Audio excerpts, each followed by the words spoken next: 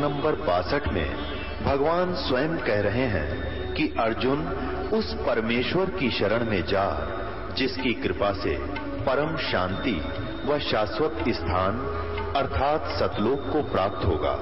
वो परमेश्वर कौन है, कहां है, कैसा है, जानने के लिए कृपया अवश्य सुनिए जगत गुरु तत्वदर्शी संत रामपाल जी महाराज के अमृत वचन। ये एक पुस्तक है ज्योतिर्मय ज्योतिर्मठ, इसको और दिखाते आपको।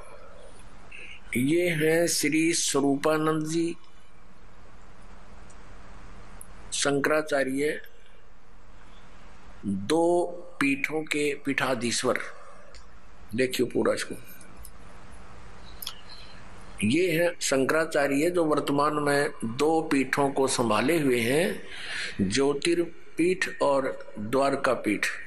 अब यहां देखिएगा इसके दूसरे पृष्ठ पे, ये है ज्योतिर्मय ज्योतिर्मठ, ये पुस्तक का नाम है।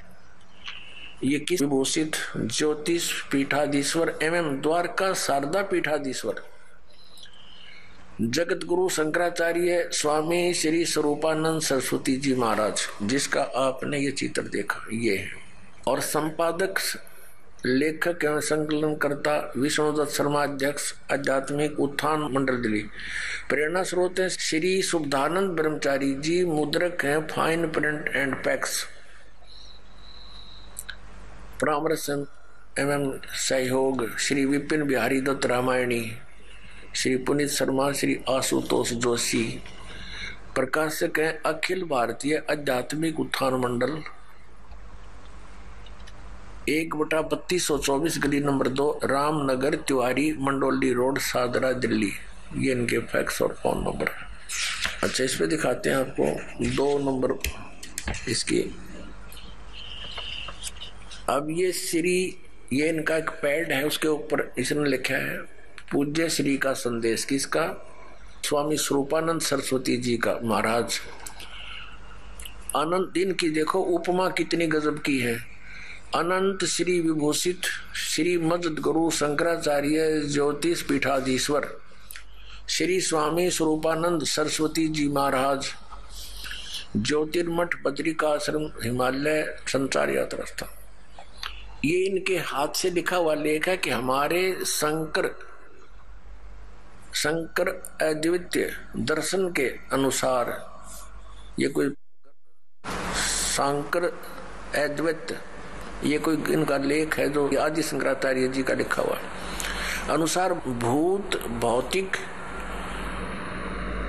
प्रपंच के मूल में प्रकाश और विमर्श 2 पदार्थ हैं जो मणि और उसकी प्रभा के समान परस्पर अभिन्न है।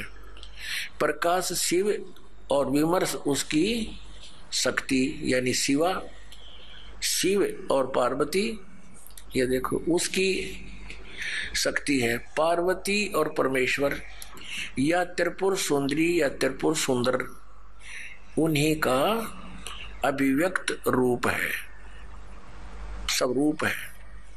शक्ति सौनिध शिव ही जगत के सर्जन, पालन और संहार में समर्थ होते हैं। हमारा सीधा संबंध शक्ति के उस स्वरूप से है जो जगत का पालन रक्षण करती है आदि आदि। अब ये देखिएगा, ये है श्री स्वरूपानंद जी। ये इनके नीचे लिखा इनका पूरा एड्रेस। प्रातः स्मरणीय पूज्य पाद अनंत श्री विभूषित ज्योतिष पीठाधीश्वर एवं द्वारका शारदा पीठाधीश्वर जगत गुरु शंकराचार्य स्वामी श्री स्वरूपानंद सरस्वती जी महाराज। तब देखो आगे, ये पार्वती जी की पूजा करते हैं। ये क्या बताते हैं? भगवती श्री राजेश्वरी त्रिपुर सुंदरी देवी, इसकी पूजा करते हैं। ये इसका प्रमाण आपके समक्ष है, देखिएगा। और भगवान शिव को भी ये समान आदर से देखते हैं। इसी पुस्तक के हम प्रश्न 9 पर आते हैं।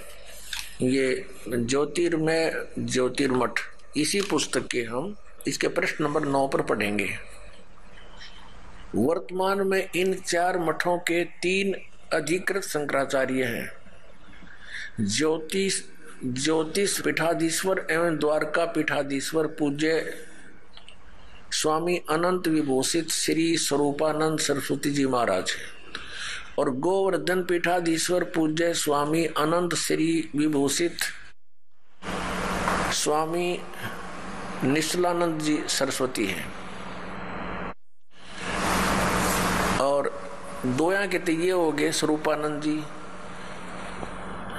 इन दोनों के ज्योतिष पीठ के और द्वारका शारदा पीठ के तो स्वरूपानंद जी, और गोवर्धन पीठाधीश्वर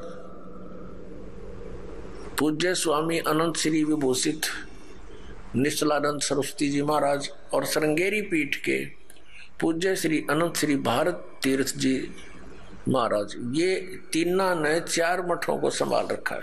अब इसके हम पृष्ठ 11 पर पढ़ेंगे। इसमें आदि शंकराचार्य जी का कुछ संक्षिप्त जीवन परिचय है। आदि गुरु शंकराचार्य संक्षिप्त जीवन परिचय। विश्व वंदनीय प्रातः साधना, अलौकिक मेधा, अद्भुत प्रतिभा, क्रांतिकारी रचनात्मक समन्वयात्मक प्रज्ञा, असाधारण तर्क कौशल आदि आदि। अब हम यहाँ से देखते हैं कि लगभग 2500 वर्ष पूर्व शंकराचार्य का जन्म चरमराती आस्था के युग में केरल प्रांत में पूर्णा नदी के निकट तट पर कालाड़ी ग्राम में धर्मनिष्ठ नंबूद्री शैव ब्राह्मण श्री शिव गुरु व धर्मपरायण शुभदरा के घर हुआ। श्री शिव गुरु तैत्रीय शाखा के यजुर्वेदी थे। शंकराचार्य का जन्म शंकर के आशीर्वाद से हुआ, अतः उनका नाम शंकर रखा गया। गुरु परंपरागत मठों के अनुसार उनका आविर्भाव काल, उनका जन्म समय ईसा पूर्व 2508 या 476 वर्ष माना जाता है। 1 वर्ष की आयु में मातृभाषा में भावों का प्रकट, 2 वर्ष की आयु में पुराण कथाओं को कंठस्थ करना उनकी विलक्षण प्रज्ञा का परिचायक था। 3 वर्ष की अवस्था में उनका चूड़ाकर्म संस्कार हुआ। उसके बाद इनके पिता स्वर्गवासी हो गए 3 वर्ष की आयु में। 5 वर्ष की आयु में गुरु गृह पढ़ने गए, जहाँ 8 वर्ष की आयु में ही वेदांगों का पूर्ण अध्ययन कर लिया। अब हम इसको और ज्यादा ना पढ़ें, अब हम आएंगे। आदरणीय आदि शंकराचार्य जी ने 4 मठों की स्थापना की और 10 प्रकार के सन्यासी बनाए, जो उनके द्वारा यानी आदि शंकराचार्य जी के द्वारा दिए गए ज्ञान को आगे प्रचार किया करते थे, और जिससे बौद्ध धर्म का वहां स्टॉप लग गया और इस ज्ञान का पुण्यात्माओं में प्रचार होना प्रारंभ हो गया। और ऐसे जोर शोर से प्रचार हुआ कि पूरे हिंदू समाज में ये ज्ञान आज तक ग्रहण है। अब आपको दिखाते हैं, आदि शंकराचार्य जी ने बहुत सारे ग्रंथ अपने अनुभव के बनाए। उनमें से एक है मठ आमनाय महाअनुशासनम। इसको दिखाते हैं आपको। ये है मठ आमनाय महाअनुशासनम, आदि श्री शंकराचार्य विरचितम। आदि शंकराचार्य जी द्वारा इसकी रचना की। ये है आदि शंकराचार्य। ये 32 वर्ष की उम्र में इनका देहांत हो गया था। और ये है 4 मठ।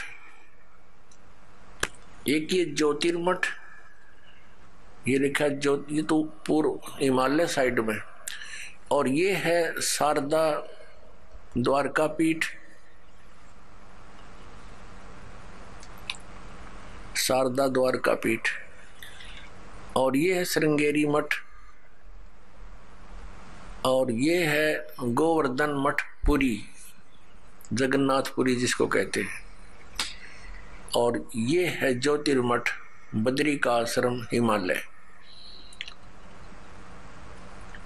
और ये स्थान दिखा रखा है कालटी, जहां पर शंकराचार्य जी का जन्म हुआ, वहां भी इनके नाम से कोई मंदिर बना हुआ है।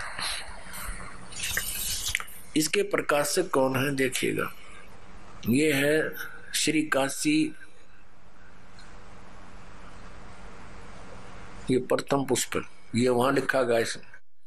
आज श्री शंकराचार्य विरचितम मठ आमनाय महानुशासनम संपादित तथा भाषांतर करता है डॉक्टर कामेश्वर नाथ मिश्र, आचार्य अध्यक्ष संस्कृत विभाग, अध्यक्ष शब्द विद्या असंकाय, केंद्रीय उच्च तिब्बती शिक्षा संस्थान, सारनाथ, वाराणसी उत्तर प्रदेश। श्री काशी विद्वत परिषद न्यास, केदार घाट, वाराणसी।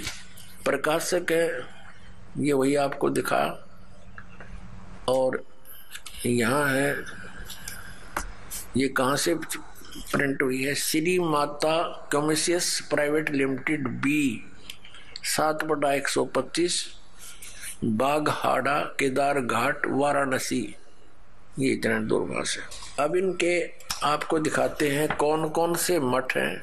अब इसमें देखिएगा प्रश्न नंबर 12 पे इसमें क्या कहा है, इसका ऊपर वर्णन चला आ रहा है। इसमें इन्होंने निर्णय दिया है कि मठों की संख्या, इस प्रकार ग्रंथ में मठों की कुल संख्या 7 बतलाई गई है, जिनमें 4 भारत के 4 दिगंतों में स्थापित किए गए थे और उनका कार्य क्षेत्र भी बतलाया गया है। वस्तुतः लौकिक व्यवहार के लिए यही 4 मठ द्वारका शारदापीठ, गोवर्धन ज्योतिष पीठ एवं श्रृंगेरी सम्मत है। शेष 3 मठ वैज्ञानिक विग्रह श्लोक नंबर 39 परिभाषित है। इनकी विग्रह कल्पना केवल विज्ञानात्मक है, भावनात्मक है, अर्थात यदि किसी मुमुक्षु को किसी सद्गुरु आचार्य की शरण नहीं मिल पाई तो वे वह निर्देशानुसार अपने गुरु तथा पीठ की भावना करके मोक्ष मार्गी हो जाते हैं। लौकिकी सत्ता न होने के कारण वे सुमेरु स्वात्मा एवं निष्कल आमना के आचार्य, योगपट और ब्रह्मचारी के नामों की निरुक्तियां नहीं है। अब यहाँ पूर्वोक्त 4 मठों की स्थिति और क्षेत्र तो भूतल पर बतलाए गए हैं और भारत के 4 भागों में अवस्थित हैं। ऊर्ध्व दिशा तो ऊपर है, ऊर्ध्व ऊपर, आकाश में, स्वर्ग अथवा अन्य लोकों में यह मठ नहीं हो सकता। गंधर्व नगर अथवा आकाश महल की भांति यदि हो भी सकता है तो केवल भावना लोक में, भूलोक में नहीं। इसी प्रकार 4 मठों के ऋग्वेद, यजुर्वेद आदि 4 वेद बतलाए, अथर्ववेद और सामवेद गए हैं। ऊर्ध्व आमनाय सुमेरु पीठ के लिए निर्धारित वेद सूक्ष्म वेद श्लोक नंबर 42 है और 4 वेदों के अतिरिक्त इस नाम का कोई वेद सनातनी जगत में नहीं है। अब इसका कहने का भाव ये है कि जैसे 4 वेद हैं और एक पुस्तक है, ये मठामनय महानुशासनम, इसके श्लोक नंबर 42 में एक सूक्ष्म वेद का भी जिक्र है, पर लेखक अनुवादकर्ता कह रहा है कि ये तो कहीं और ही हो सकता है, हमारे सनातनी जगत में केवल 4 ही वेद हैं। अब हम आगे आते हैं।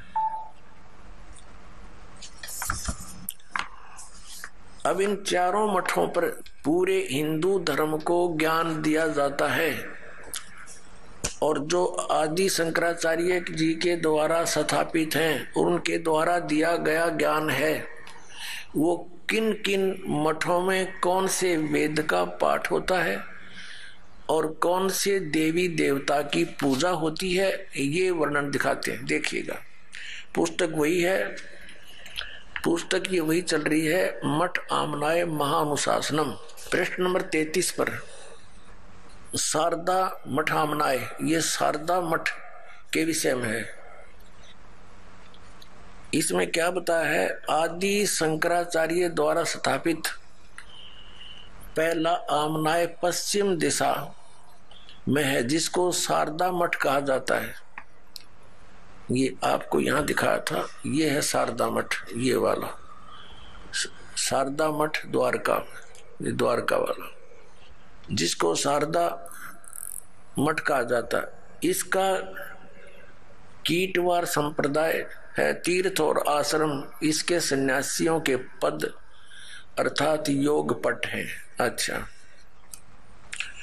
अक्षेत्र देवता देवी और प्रथम आचार्य यहां लिखे इसके बारे में। इस अक्षेत्र का नाम द्वारका है और देवता सिद्धेश्वर है, सिद्धेश्वर, और देवी भद्रकाली है तथा आदि आचार्य विश्व रूप सुरेश्वर आचार्य, ये प्रथम थे जो उन्होंने स्थापित किए, सुरेश्वर आचार्य। और इसमें देखना ये क्या लिखा कि निर्मल तीर्थ गोमती है, यहाँ स्वरूप नामक ब्रह्मचारी सामवेद का वक्ता कहा गया है। इसमें सामवेद का ही पाठ होता है। आगे देखो, ये वही चल रहा है, उसी के बारे में चर्चा चल रही है ये। और इसका महावाक्य क्या है, ये प्रश्न नंबर 35 पर हम आगे हैं। इस शारदा पीठ का महावाक्य है, महावाक्य में गोत्र। इस आमनाय का महावाक्य तत्वमसि, तत्वमसि, तत्वमसि है। इसका उल्लेख सामवेद अंतर्गत ये छांदोग्य उपनिषद का 6/8 ये श्लोक है, अध्याय 6 का श्लोक 8। ये छांदोग्य उपनिषद से लिया गया इन्होंने ये तत्वमसि, और यहां इसका निर्णय दिया कि जो तत्वमसि इन 3 पदात्मक महावाक्य रूपी त्रिवेणी संगम में तीर्थ की भावना से स्नान करता है, अर्थात तत्वम पदों का शोधन करके महावाक्य के लक्ष्य अर्थ के चिंतन में तल्लीन रहता है, उसे तीर्थ नाम से कहा जाता है। ठीक,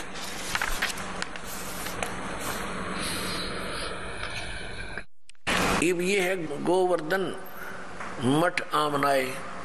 गोवर्धन उस मठ के बारे में जानकारी है। इसमें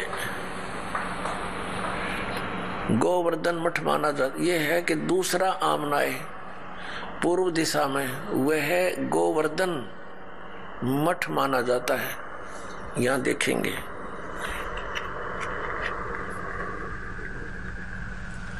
ये है गोवर्धन मठ, यानी पुरी गोवर्धन मठ जगन्नाथपुरी में।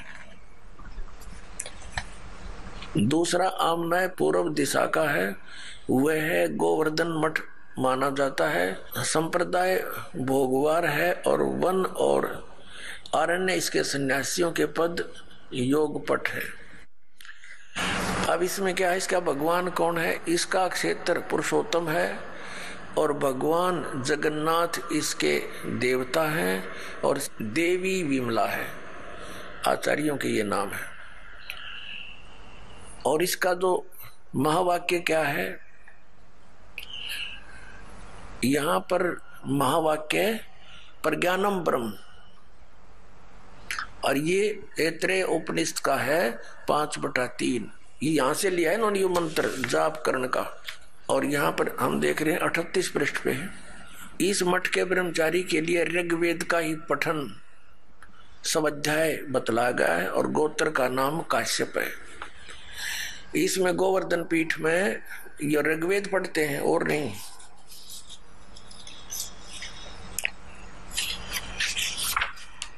अब ये ज्योतिर्मय ज्योतिर्मठ आमनाय, इसका दूसरा नाम, तीसरा आमनाय उत्तर दिशा का है जो कि ज्योतिर्मठ है, अथवा उसका दूसरा नाम श्रीमठ भी कहा गया है। बद्री का आश्रम इसका क्षेत्र है। भगवान नारायण देवता है और देवी पूर्णागिरी जी है, पूर्णागिरी है। और तोटक आचार्य इसके प्रथम आचार्य कहे गए हैं। और यहाँ इनका महावाक्य क्या है? अयम आत्मा ब्रह्म, ये मांडुक्य के उपनिषद का दूसरे अध्याय से लिया गया है, दूसरा श्लोक है। यह आत्मा ब्रह्म है। क्लियर कर दिया। अब देखते जाना इनके कारनामे, करामात।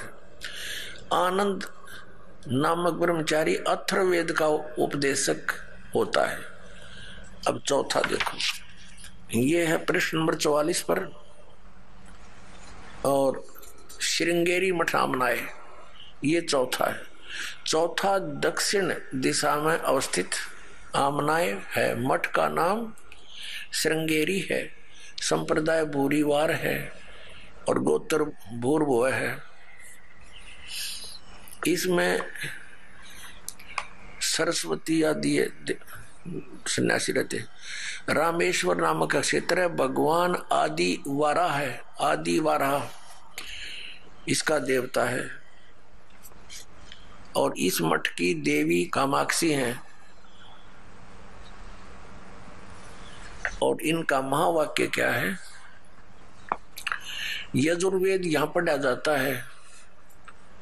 ब्रह्मचारी चैतन्य नाम का होता है और जो यजुर्वेद का स्वाध्यायी होता है, इसका ही महावाक्य अहम ब्रह्मास्मि वरहद उपनिषद का 3/4/10 कहा गया। या इस वरहद उपनिषद से लिया गया यू अहम ब्रह्मास्मि, और नाम वेदों का ले रही है। अब इन शंकराचार्यों द्वारा कैसा ज्ञान दिया जाता है, थोड़ी सी एक झलक दिखाते हैं। ये पुस्तक है कि हिमालय तीर्थ,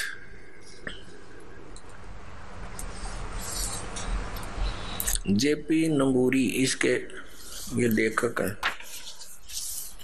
हिमालय तीर्थ जेपी नंबूरी उप मुख्य कार्यकारी श्री बद्रीनाथ केदारनाथ मंदिर समिति, कोलकाता से प्रकाशित है।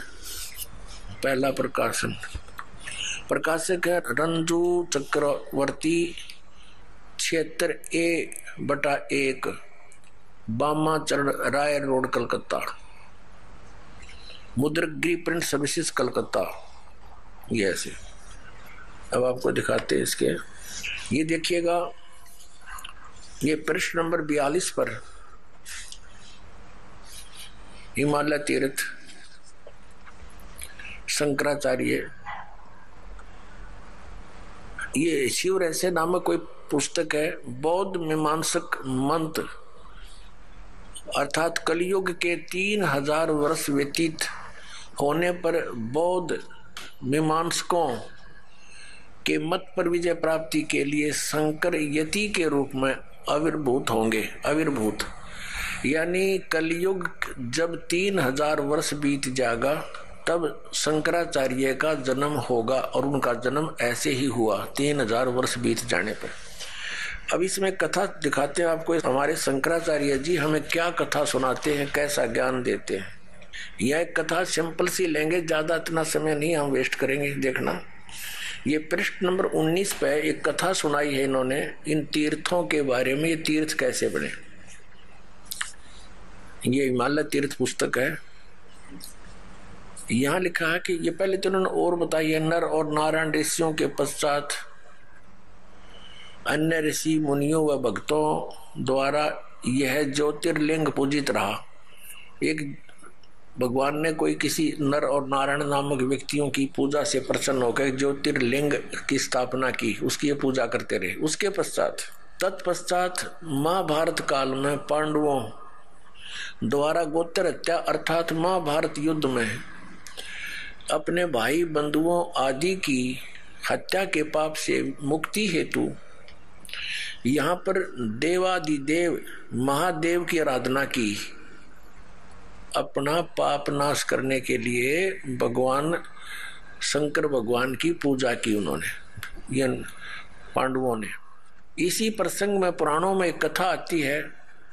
भगवान वेद व्यास जी की आज्ञा से पांडव केदार क्षेत्र में गए।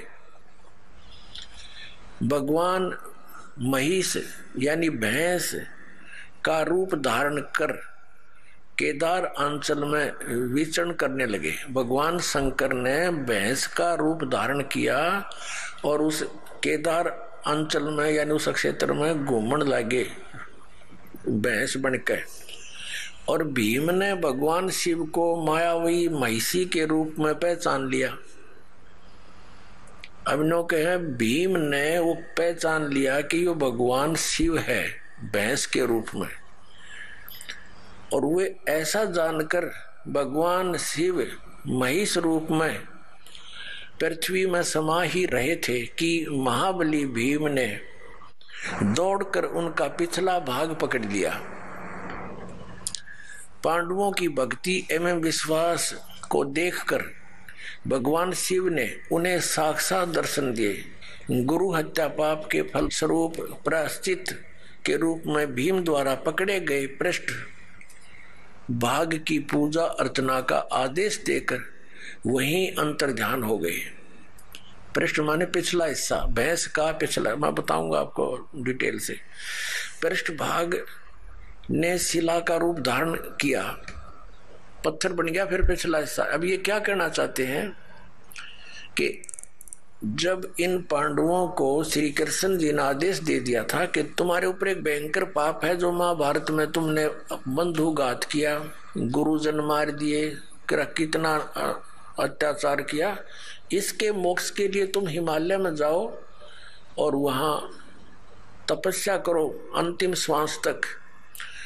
तो क्या कहना चाह रहे हैं ये लेखक कि पांडव वहां पर अपना वो भक्ति कर रहे थे, तपस्या कर रहे थे, साधना कर रहे थे। भगवान शिव आगे वहां पर भैंस रूप धारण करके अन्यों के भीम ने पहचान लिए और भीम दौड़ा तो भगवान शंकर समझ गए उसको। इस कारण से वो पृथ्वी में समान लग गए और फिर केवल पृष्ठ भाग यानी पिछला हिस्सा शेष रह रहा था पृथ्वी में। जानते महाबली भीम ने पकड़ कर डांट लिया वो कसूती तरह, और वो फिर इतना बार रह गया, फिर वो पत्थर का बन गया।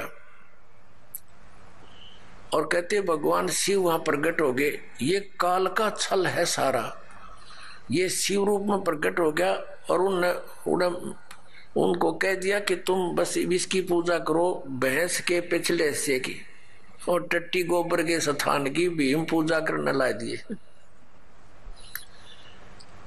और वो बन गया तीर्थ स्थान। वो टट्टी पेशाब के पोर्शन का नो तुम इसकी पूजा करो और वो तीर्थ बन गया हमारा। क्या देखिए फिर पढ़िए, ये समझ में आओगा। भगवान वेद व्यास की आज्ञा से पांडव केदार क्षेत्र में आए।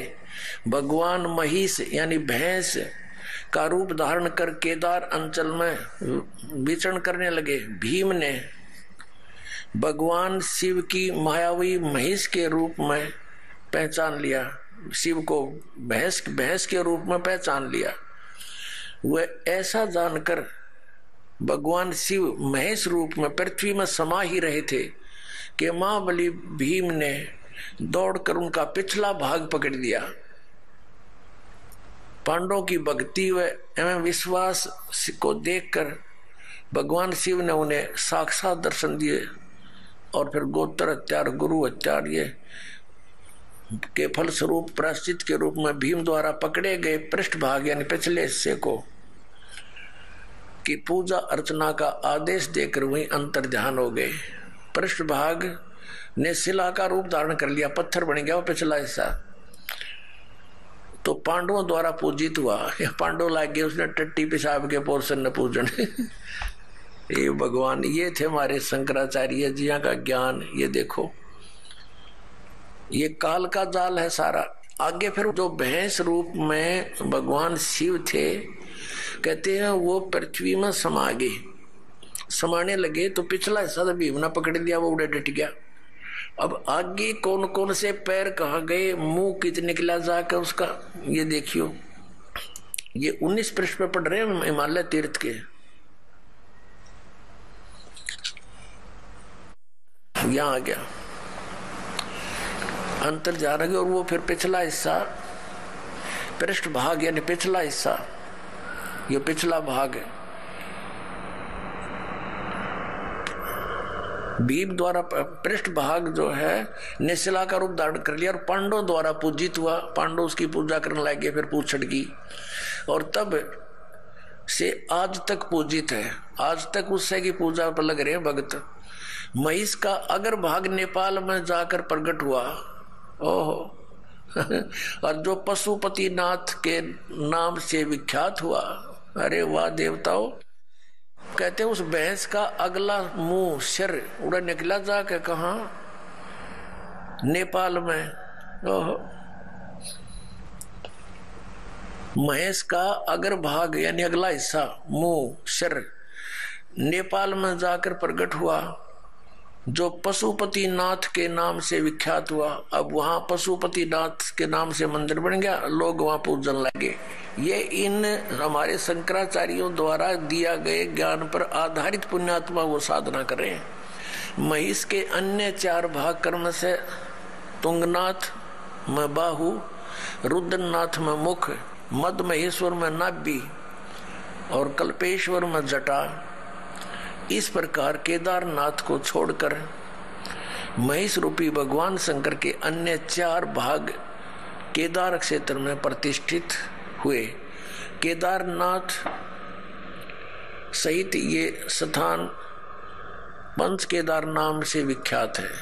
अब देखो नेपाल में पहुंच गया अगर भाग, महेश का अगर भाग नेपाल में अगला हिस्सा, और बाकी ये सारे भारत में रह गए। और वो नेपाल में जो पशुपति नाथ की पूजा होती है, वह ऐसे इनके बनाए हुए ये अपना विधान है। देखो पुण्यात्माओं, हमने वो साधना करनी है जो हमारे पवित्र वेदों और पवित्र गीता में लिखी है। हम ये नहीं कहते कि ऐसा ना हुआ होगा। भक्ति मार्ग में कोई भी चीज असंभव नहीं होती, क्योंकि ये काल भगवान 1000 कला का भगवान है, सहस्र कला का और सहस्र भुजा का। तो ये भी बहुत प्रबल, बहुत शक्ति युक्त है, सिद्धियां है इसके अंदर। ये कुछ भी कर सकता है इस प्रकार के भ्रमित करने के लिए। तो हम ये नहीं कहते कि ऐसा नहीं हुआ होगा, ये फिर ये तो यादगार रहेगी। हमने पूजा वही करनी है जो हमारे सदग्रंथ बताते हैं। अब आगे दिखाते हैं महापुरुषों के और क्या विचार हैं। अब देखिएगा, एक पुस्तक है धर्मरथ।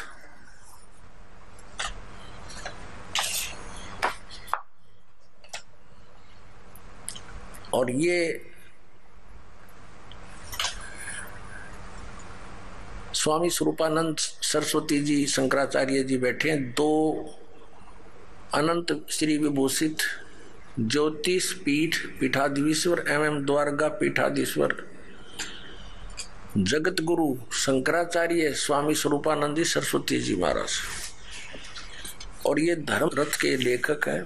ये धर्मरथ पुस्तक स्वामी स्वरूपानंद सरस्वती जी महाराज गोस्वामी तुलसीदास कृत रामचरित मानस में वर्णित धर्मरथ सारगर्भित प्रवचन। प्रकाशक है इसके स्वामी सदानंद सरस्वती, शारदा पीठ प्रकाशनम, द्वारका, इतने, जामनगर गुजरात, दूरभाष इतने। धर्मरथ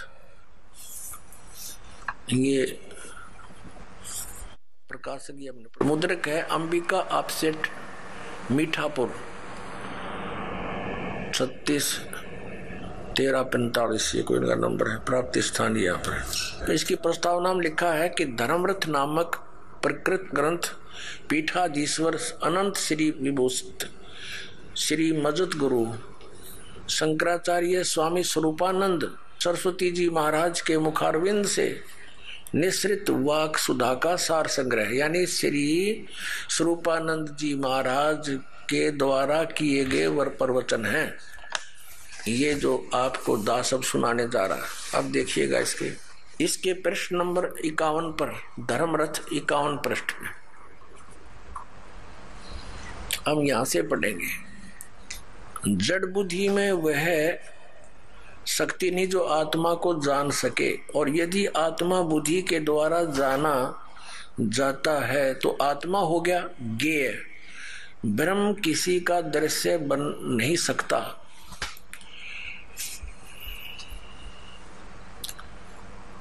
दृश्य नहीं बन सकता, तो फिर बुद्धि ब्रह्म को कैसे जान सकती है?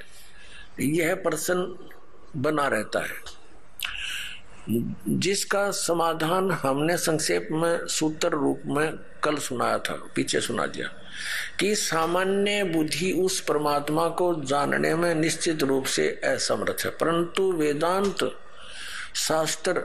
शास्त्रार्थ अभ्यास संस्कार जन्य संस्कृत जो बुद्धि है, उस बुद्धि से ब्रह्म का साक्षात्कार होता है। बुद्धि ही विवेक करती है, विवेक करते करते हमें उस स्थिति में पहुंचा देती है जहां जाकर ब्रह्म का साक्षात्कार सहज में ही हो जाता है। ब्रह्म का साक्षात्कार क्या है? जैसे हम किसी मनुष्य को देखते हैं और कहते हैं कि हमने उसका साक्षात्कार किया, आपसे हम मिले, उस प्रकार ब्रह्म से साक्षात्कार नहीं हुआ। फिर कैसा? इस प्रकार ब्रह्म किसी को गोचर नहीं होता, वो दिखता नहीं, इंद्रियों और मन के द्वारा वह नहीं जाना जा सकता। तो ब्रह्म का साक्षात्कार क्या है? वस्तुतः स्थिति यह है कि ब्रह्म को सब जानते हैं। किस रूप में जानते हैं? जिस तत्व के रूप में श्रुतियों ने आत्मा को बतलाया है। आत्मा सबको विदित है। मैं हूं यह कौन नहीं जानता? सब कहते मैं हूं। भगवान के संबंध में तो लोग प्रश्न करते हुए कहते हैं कि महाराज भगवान है कि नहीं? तो हम उनसे यही पूछते हैं कि तुम हो कि नहीं? अगर तुम हो तो भगवान भी है, क्योंकि पहले हमने आपको देखा। मैं कौन हूं? तो अहम ब्रह्मास्मि, मैं ब्रह्म हूं। इस बात का सभी को ज्ञान है, मैं हूं। अब यहां देखते हैं, हम शरीर को जान रहे हैं, तो इसका अर्थ यह हुआ कि शरीर हमसे पृथक है। ये ज्ञान दे रहे हैं स्वरूपानंद जी। इस प्रकार प्राण को हम जानते हैं। शरीर को संचालित करने वाली शक्ति जो है वह प्राण है। प्राण भी हमसे पृथक है। जो मन को जानते हैं, मन भी हमसे पृथक है। महात्मा लोग बतलाते हैं समाधि की विधि, कैसे समाधि लगाई जाए, कैसे आत्म दर्शन किया जाए। तो यह बताते हैं कि पहले स्थिर आसन से बैठ जाएं, शांतिपूर्वक थोड़ी देर स्थिर बैठे रहने पर अपने आप अपने को शरीर मालूम पड़ने लगेगा। मन से यह शरीर है, तो शरीर जिस समय हमारा देह बन जाए, समझ लेना चाहिए हम शरीर से अलग हो गए। फिर मन है, ये आएगा कि इस शरीर को चलाने वाला, हाथ पैर उठाने वाला, रखने वाला मैं हूं। तो हम प्राण में चले गए, प्राण के साथ हम एक हो गए। उस प्राण में दृष्टि केंद्रित कर दिया, तो थोड़ी देर तक प्राण में दृष्टि केंद्रित करने पर प्राण भी आत्मा से पृथक प्रतीत होने लगेगा। फिर हमको लगेगा कि इस प्राण को भी हम प्रेरित करने वाला, संकल्प करने वाला मैं हूं। तो इस प्रकार अर्थ यह है कि हम मन के साथ जुड़ गए, उस मन को भी देखने लग जाए, मन में भी अपनी दृष्टि केंद्रित कर दी जाए, तो मन भी अपनी आत्मा से पृथक होने लगेगा। फिर यह मन में विचार आएगा कि यह संकलात्मक, विकलात्मक प्रेरित करने वाला निश्चय करता मैं हूं। तो इसका अर्थ यह हुआ कि हम बुद्धि के साथ तदम अपन्न हो गए, यानी उसके जैसे हो गए। तब हम बुद्धि में दृष्टि को केंद्रित कर दें तो बुद्धि भी अपने आप पृथक प्रतीत होने लगी।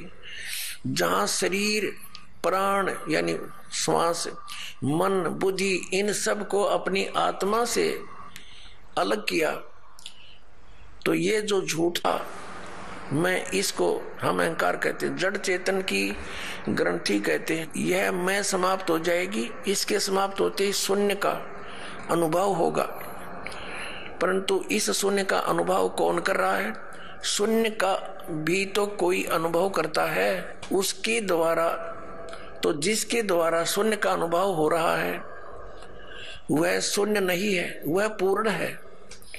तो उसमें अपना चित्त स्थिर करके फिर उसको विचलित न होने दे। आत्मा में अपने मन को स्थिर करके कुछ भी चिंतन न करें। इस समाधि में जो अनुभव होगा उस समय वेदांत के संस्कार से युक्त इस अनुभव को समझ लेना कि यही ब्रह्म है। अब इनका कहने का तात्पर्य है कि जैसे हम समाधिस्थ होते हैं उसमें पहले हम देखेंगे हम शरीर है, शरीर को भी कोई बोल रहा है कि ये मेरा शरीर है। फिर मन को देखते हैं, मन मेरा कोई और बोल रहा है। फिर श्वासों को भी, फिर हाथ पैरों को हिलाने वाला कौन है, वो कोई और है। तो कहते फिर कति शून्य हो जाओ, शून्य में आप कुछ भी ना चिंतन करो, फिर आपको महसूस होगा कि आप कौन हो, हम आत्मा है। तो ये जो आत्मा है ये पूर्ण परमात्मा है। इनका अर्थ ये कहने का। और इसको क्लियर करते हैं, स्पष्ट करते हैं इसको। ये देखिएगा आगे इन्होंने 56 पृष्ठ पर स्पष्ट कर दिया इसको कि अब देखो, जिसने परम ब्रह्म को जान लिया उसने जितना भी संसार का सुख है वह सब प्राप्त कर लिया, शेष कुछ नहीं है। ऐसी स्थिति उसकी हो जाती है। अब सत्यम ज्ञानमंतम ब्रह्म। अब यहाँ आते हैं निवृत्ति में हम अपौर से वेद वाणी से सुनते हैं कि ब्रह्म सत्य है। ये वेद वाणी को अपौर से मानते हैं, किसी मनुष्य के द्वारा नहीं बोली गई। ठीक है, उस ब्रह्म सत्य है, ज्ञान है, अनंत है, वह अंतःकरण में ही अवस्थित है। तो हमारे मन में उसके अस्तित्व के संबंध में जो संदेह है उसकी निवृत्ति उस ज्ञान से हो जाती है। 4 महावाक्य हमारे वेदों में बतलाए गए, ये वेदों के नहीं, इन्होंने बल्कि उपनिषदों से ले रखे। 4 महावाक्य हमारे वेदों में बतलाए गए, जिनमें अथर्ववेद का महावाक्य अयम आत्मा ब्रह्म, यजुर्वेद का महावाक्य अहम ब्रह्मास्मि, ऋग्वेद का महावाक्य प्रज्ञानम ब्रह्म, सामवेद का महावाक्य है तत्वमसि। तो ये 4 महावाक्य बतलाए गए हैं। 4 महावाक्यों को लेकर अर्थ किया जाता तो जाए तो चारों का अर्थ एक ही हो जाता है, तत्वमसि। तत्वमसि ये 3 पद है। जिस प्रकार 10 ये अपनी तरफ से बढ़ा के 10 आदमी अपने आप को ना गिने ऐसे, तो इसका अर्थ ये सीधा सा हो गया कि मैं ही ब्रह्म हूं। ये अर्थ है इसका, तत्त्वम असि, वह तू ही है। आगे इसको बहुत अच्छी तरह उदाहरण देकर समझाया इन्होंने। ये देखिएगा, पंचम दिवस 5वें दिन में जो इन्होंने प्रवचन किए श्री स्वरूपानंद जी ने धर्मरथ 62 पर ये प्रकाशित है। पंचम दिवस यहाँ उपस्थित विद्युत बंधुओं, देवी और सज्जनों, कल आपके समक्ष महावाक्यों की चर्चा हुई थी। 4 वेद और उनके 4 महावाक्य। यह हमने बतलाया था कि उत्तर दिशा का वेद अथर्ववेद, वहां का महावाक्य अयम आत्मा ब्रह्म। यहाँ देखिए, तो इन महावाक्यों के का तात्पर्य है कि जीव और ब्रह्म का अभेद, जीव और ब्रह्म में कोई अंतर नहीं है। अब जैसे तत्वमसि में तत् पदार्थ ईश्वर है और ईश्वर पहले, यहाँ कति क्लियर किया इन्होंने, कहीं ईश्वर तो पहले रखकर जीव के साथ उसकी एकता बताई, इन महावाक्यों के अर्थ किए इसने, और कहीं जीव को रखकर ईश्वर के साथ एकता बतलाई है। अब जैसे तत्वमसि, इसमें तत् पदार्थ ईश्वर है, तत्वमसि में तत् तो ईश्वर है पहले है और तोम पदार्थ जीव बाद में है, किंतु अहम ब्रह्मास्मि, अहम अहम पदार्थ वाचार्थ जीव है, यानी जीव कहता है कि मैं ब्रह्म हूं। अहम ब्रह्मास्मि, अहम तो जीव है और जीव को पहले रखा है और ब्रह्म को पीछे रखा है। अयम आत्मा में भी आत्मा को पहले और ब्रह्म को पीछे रखा है। और प्रज्ञानम ब्रह्म में भी ये स्थिति है, प्रज्ञान का अर्थ जीव है और वह ब्रह्म है, जीव ही ब्रह्म है, ब्रह्म जीव है, जीव ब्रह्म है, इसका अभिप्राय है। अब आगे इन्होंने बताया कि हमारे महावाक्य है ना, अहम ब्रह्मास्मि, यानी एक मठ से जुड़े हुए जितने भी अक्षेत्र के व्यक्ति हैं वो तो ये जाप करो, ये वाक्य भगवान से मिलाने वाले हैं।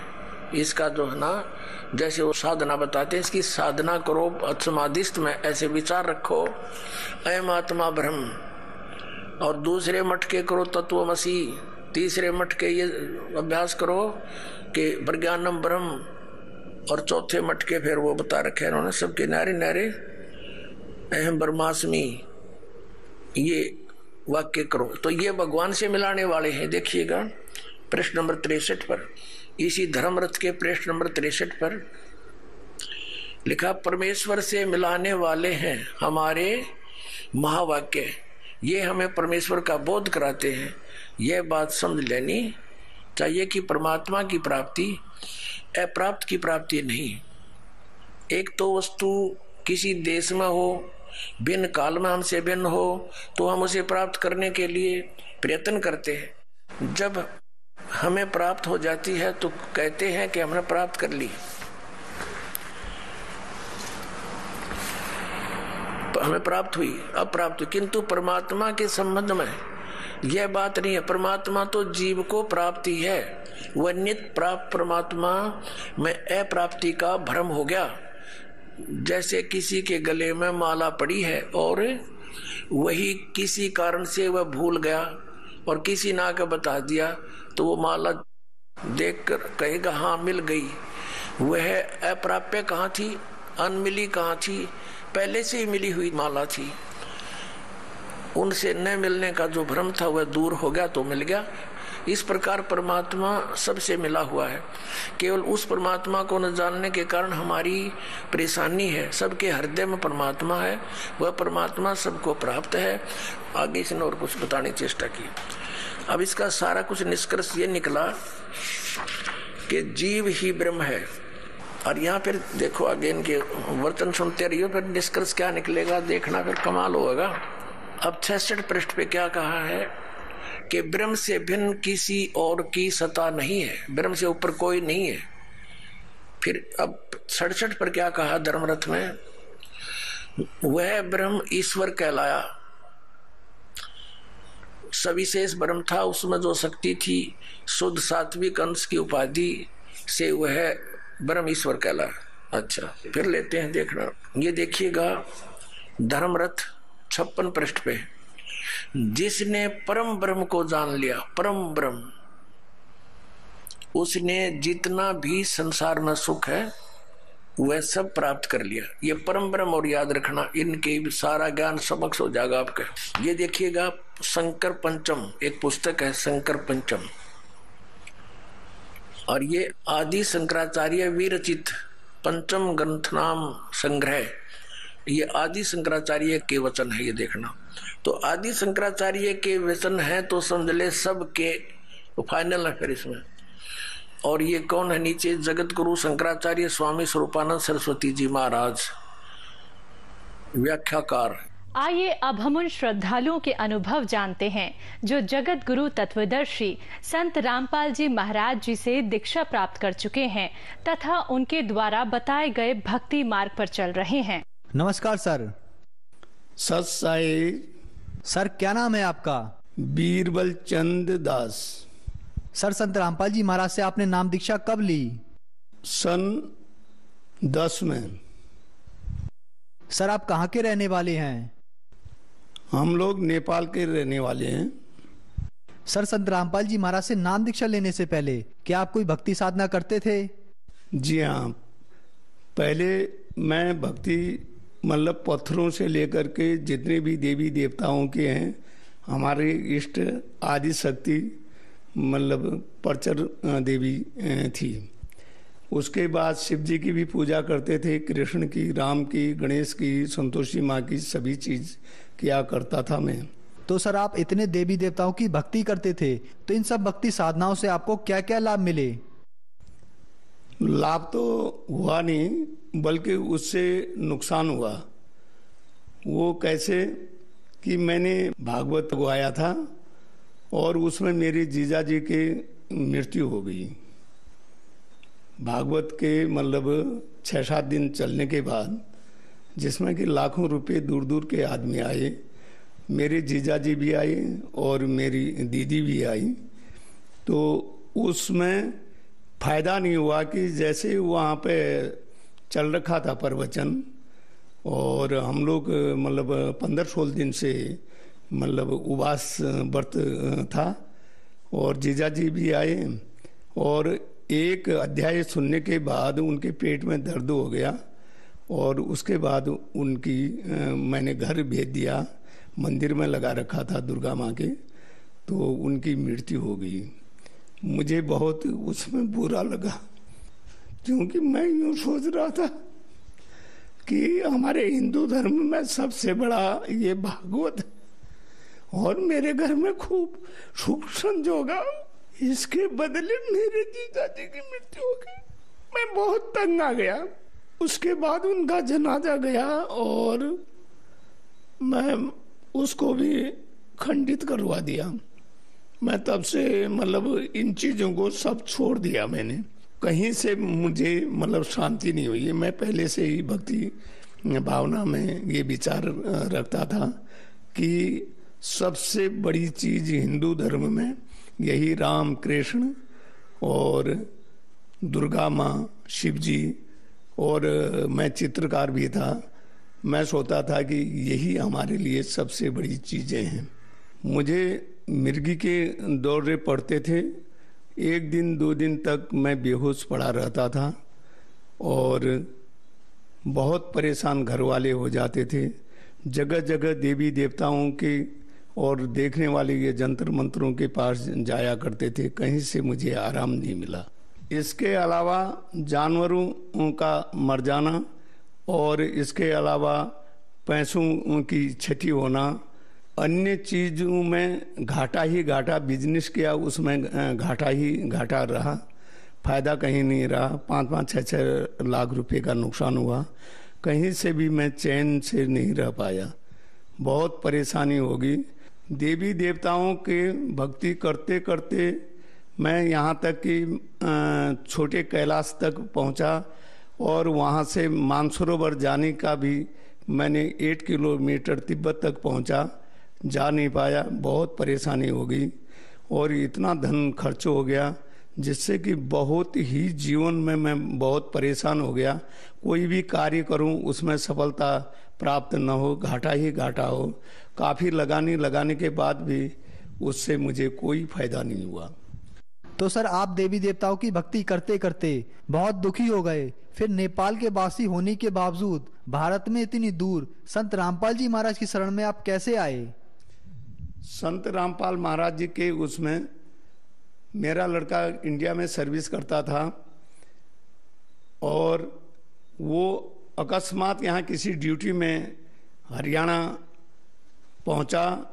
वो भी काफ़ी बीमार था, मतलब उसको मतलब कुछ माइंड में कुछ असर था फौज में होते हुए भी।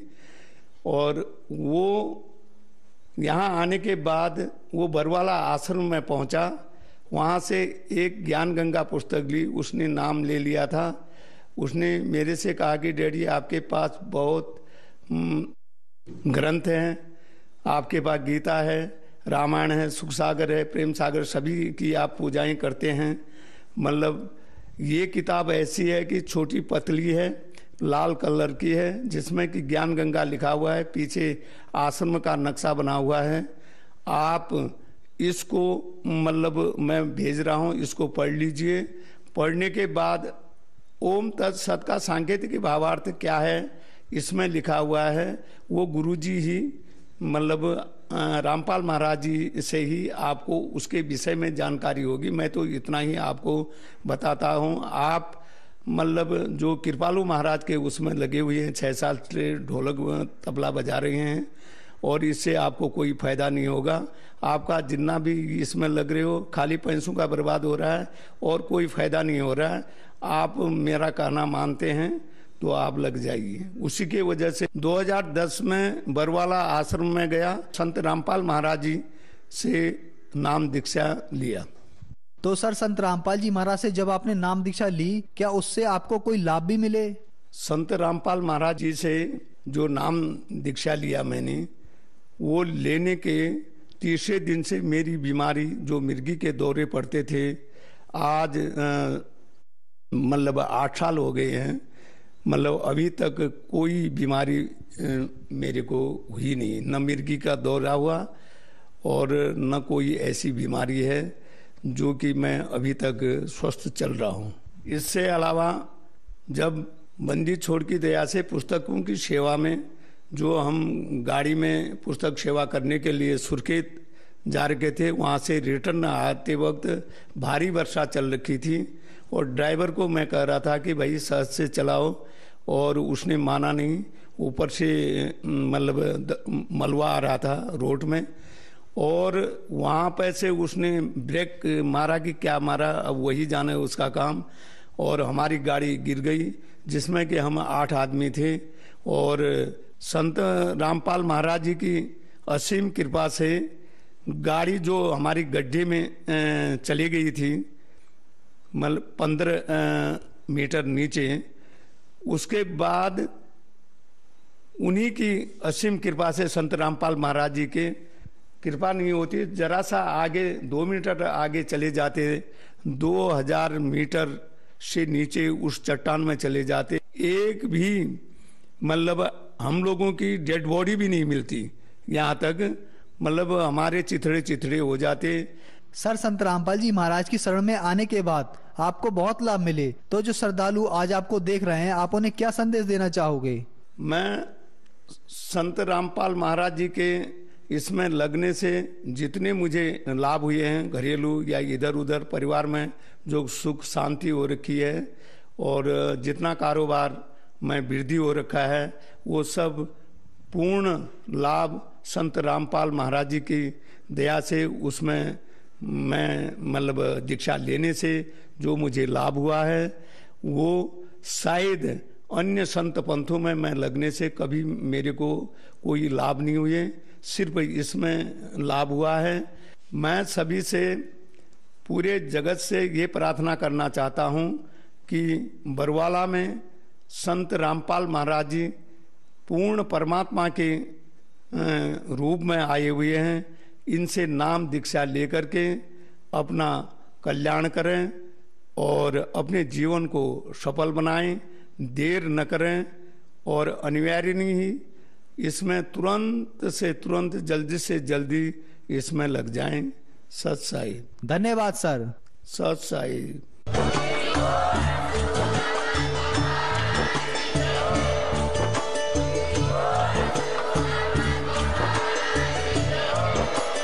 आप सुन रहे थे जगत गुरु तत्वदर्शी संत रामपाल जी महाराज जी के मंगल प्रवचन। अधिक जानकारी के लिए विजिट कीजिए हमारी वेबसाइट www.jagatgururampalji.org। संत रामपाल जी महाराज जी के शुभ आशीर्वाद से पूरे विश्व भर में 500 से भी ज्यादा नाम दीक्षा केंद्र हैं, जिन पर संत रामपाल जी महाराज जी द्वारा ऑनलाइन निःशुल्क नाम दीक्षा दी जा रही है। अपने नजदीकी नाम दीक्षा केंद्र का पता करने के लिए